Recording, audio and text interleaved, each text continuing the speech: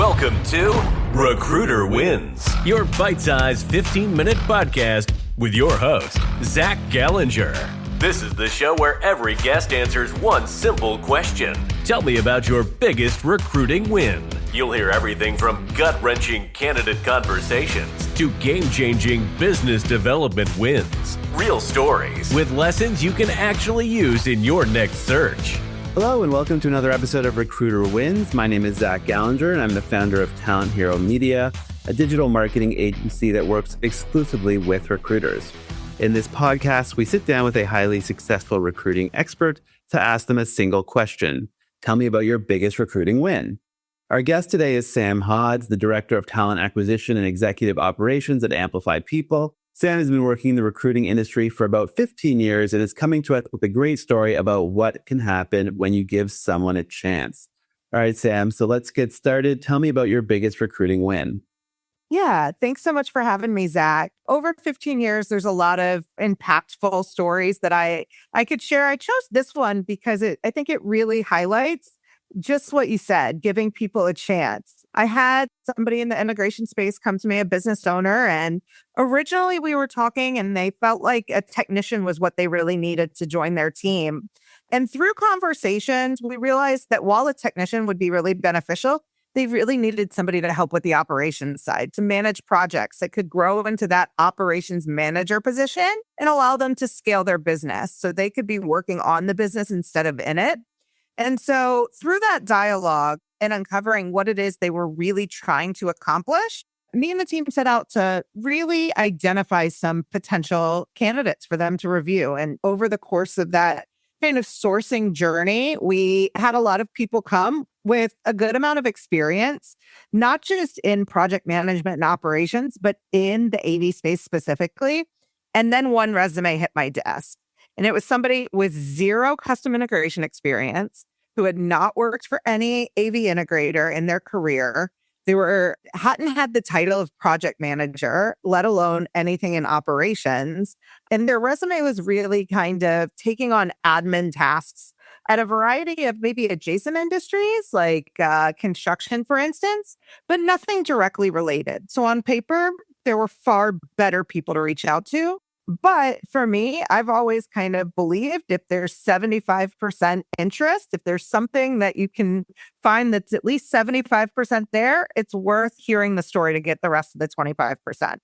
So that's what we did. We reached out, had a conversation, and I felt instantly that they would connect with this business owner. I felt like it could be the missing piece to the puzzle. And so I wound up calling the integrator and saying, hey, I know this isn't necessarily what you thought you asked for. There's something special here, and I think you'll see it too. So they agreed to a sit down, and that first sit down turned into a 3-hour lunch, and they are off to the races, just enjoying building and growing this business together today. I appreciate that story.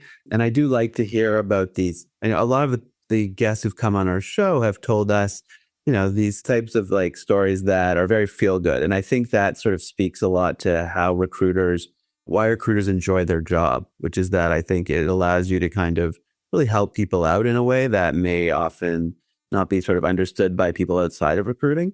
So I do have a few follow-up questions I wanted to ask. So you've mentioned that during your initial sort of intake call that you realized that instead of like hiring for a technician or project manager, it might be better to hire an operations manager. So tell me, what exactly sort of led you to that realization? And is there any sort of bigger lesson you can take away about how to handle that type of call?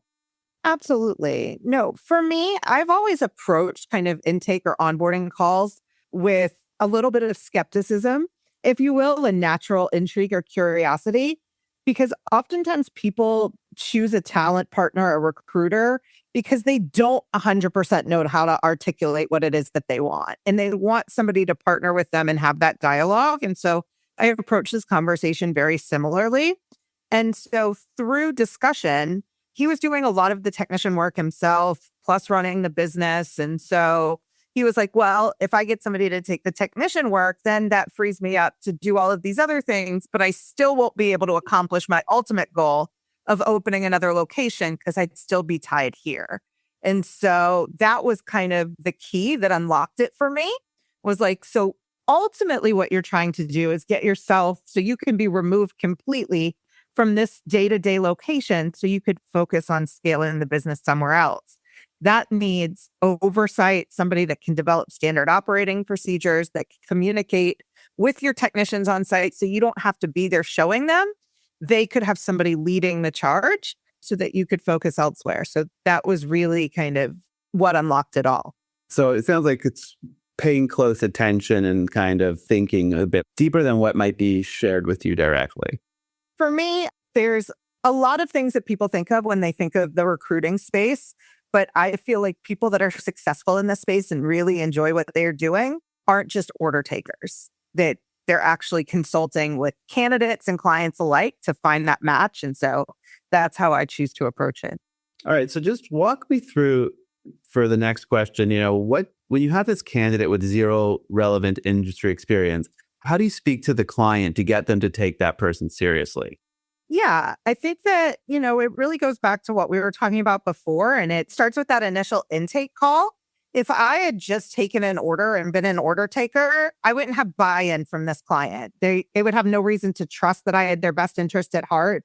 It would be really transactional, but because we invest the time up front to really learn about what they need and what they want, not just hard skills, checking off something on a resume, but what sort of personality would fit in well, what the company culture is like.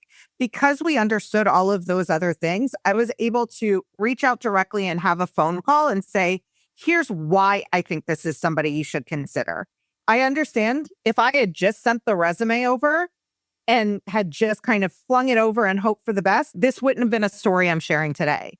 But because I invested the time and our team invested the time in that initial intake call, we've got the buy-in and the trust built that we've got their best interest at heart and understand a little bit deeper.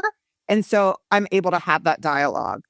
And another question, how did the client react when they first saw the resume before actually meeting the candidate in person? Like, is there an initial sort of shock, or do you feel like that everything's kind of, as you said, been sort of set up for this moment so that they are ready for perhaps someone who doesn't on paper look like the perfect fit?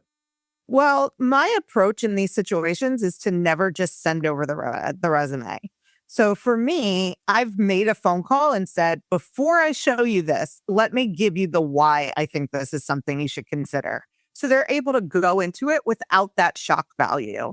They're a little bit more open, receptive, and understand from my perspective what I'm seeing.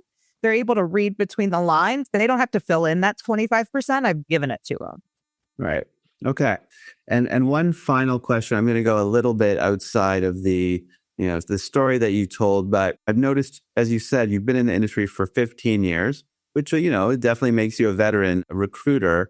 What's kept you coming back every day for that long period of time? What is it that sort of gives you the fulfillment that you need sort of to be in a role for a decade and a half? Yeah. I think for me, it's really the fact that every day, I say this all the time, every day is an adventure. I get the ability every single day to make an impact on people's lives. I get to help business owners fill the void in their organizations and feel the success of what it means when you've got the right person in place. And I get to help individuals find an opportunity that really suits them. They're able to grow their careers and be happy. Nobody just wakes up in the morning and says, I'm going to look for a new job today. There's a reason. There's some reason that if they're not on a job board and a recruiter just calls them out of the blue, that they're open to engaging in that conversation or that they've put themselves out there. And so for me, understanding the why and being able to get to that finish line, because that journey looks different every single time you go through it, is what has kept me here so long. Awesome.